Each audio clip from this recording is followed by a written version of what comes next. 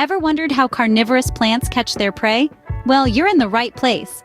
Welcome to the fascinating world of carnivorous plants, a unique group of flora that have evolved to derive some or most of their nutrients not from the soil, but from trapping and consuming animals or protozoans. Talk about survival of the fittest. These intriguing plants have developed extraordinary adaptations to survive in harsh conditions where the soil is thin or poor in nutrients. So, how do these fascinating plants catch their prey? Well, carnivorous plants employ a variety of clever mechanisms. Let's start with pitfall traps. Plants like the infamous pitcher plant use these. They lure insects into a deep cavity filled with digestive liquid. Slippery walls ensure the prey can't escape. Next up, flypaper traps.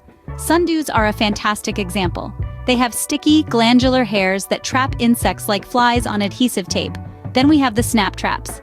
The Venus flytrap is the poster child for this method.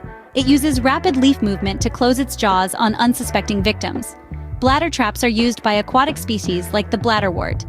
They create a vacuum to suck in small organisms from the water. Lastly, the lobster pot traps, used by corkscrew plants.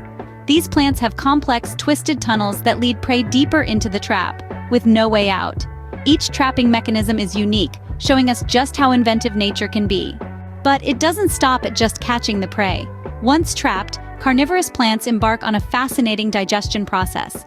They produce enzymes, nature's little helpers, to break down the prey into absorbable nutrients. This digestion process allows these plants to absorb the nutrients they need to thrive in nutrient-poor environments. Carnivorous plants truly are nature's marvels, aren't they? Their unique adaptations and survival skills in harsh conditions are nothing short of impressive. If you enjoyed today's deep dive into the world of carnivorous plants, don't forget to hit that like button and subscribe to our channel for more fascinating facts about the natural world.